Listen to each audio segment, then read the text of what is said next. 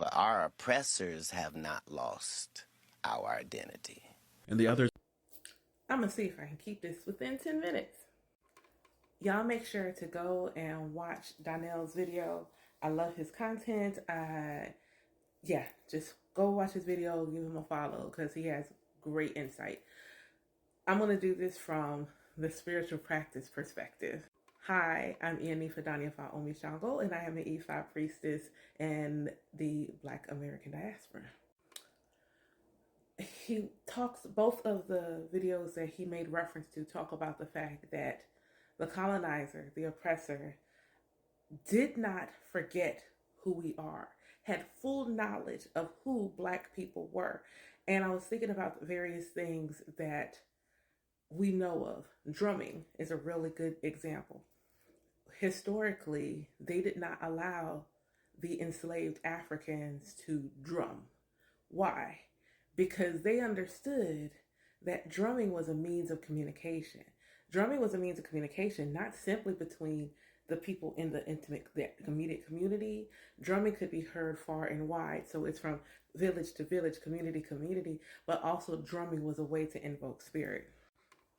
Look at how they demonized ancestral veneration to the point that now the descendants of the enslaved Africans who need to be venerated, who need to be uplifted, who did not get to have their ancestral rights, who are hoping that their descendants will carry on their traditions. Some of their descendants now agree with the oppressor. Oh my God, no, ancestors are demons, da da da da da. Yet and still, what do the oppressors do? They put their ancestors on mountains, money, give them holidays. We won't even talk about that. There's a whole religion, an Abrahamic tradition, where the tradition venerates and elevates ancestors, but you can't venerate and elevate your own. From a spirituality perspective, they have never truly disagreed with anything related to African spiritual practice. They just didn't want you doing it.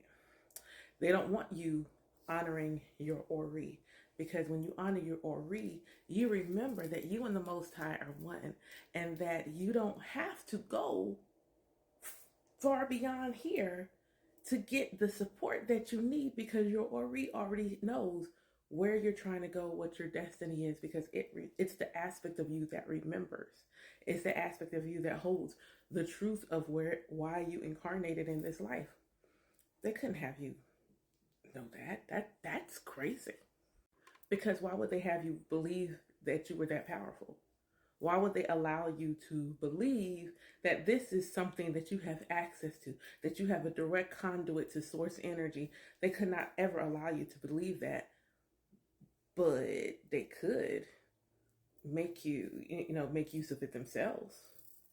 They could absolutely make use of it themselves, and then they can repackage it and rebrand it and feed it back to you. And so instead of you realizing the knowledge that they're feeding back to you actually came from your ancestors and putting you in a position to acknowledge your ancestors, you just give them all the credit. And then they come in like the saviors, like, hey, we're just going to give this to you because we see, oh, poor Black people, let's give this to you because, clearly your ancestors didn't know any better. I took an astrology class. I was taking one on traditional astrology, so not modern astrology. And they were talking about the roots of astrology. And I was waiting, and I was like, are you going to say it? Because this is going to determine how I was going to feel about the rest of the course. And of course, they did eventually get back to that ancient Egypt is the birthplace of what we know as astrology today. When I listen to people who, talk about metaphysics and things of that nature, what I'm looking for them to recall and add into the mix is the idea that African traditional religions, they're not just traditional religions. African spiritual practices are spiritual sciences. They studied metaphysical concepts. They understood astrology. They understood quantum physics. These were things that were common knowledge, even if the verbiage was different. If you actually go back and look and study all the things that you're willing to do and say from a metaphysical perspective, but not give credit to Africans for feeding that knowledge to the collective. Spiritually is one of the first ways that you can take a community down. It's like, let's remove you, for lack of a better, remove you from, separate you from your God, separate you from your spiritual court. Let's separate you and make you feel like you're alone. Let's drum it into you. It's just you. Drum into you that your ancestors aren't with you. Drum into you that you have no Ori. Drum into you that you have no spiritual support. Drum that into you. But then turn around and go initiate and crown in the traditions that you demonize, and have the audacity to become priest of those traditions, and then monetize it so that African Americans and others in the diaspora can then be able to practice their ancestral traditions. I don't like the terminology of people being asleep and awake and things of that nature. I don't really resonate with it. Everyone's awake on their own journey and their own path.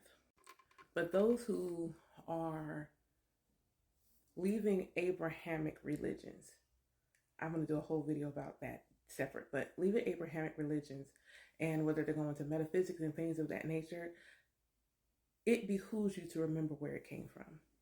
If you are melanated individuals, there's no New Age. New Age does not exist. New Age is stolen traditions from Black and other indigenous practices. There is not a single thing in New Age concept that did not originate someplace else.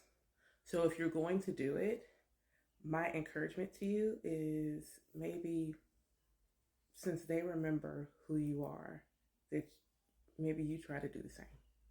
Ashe.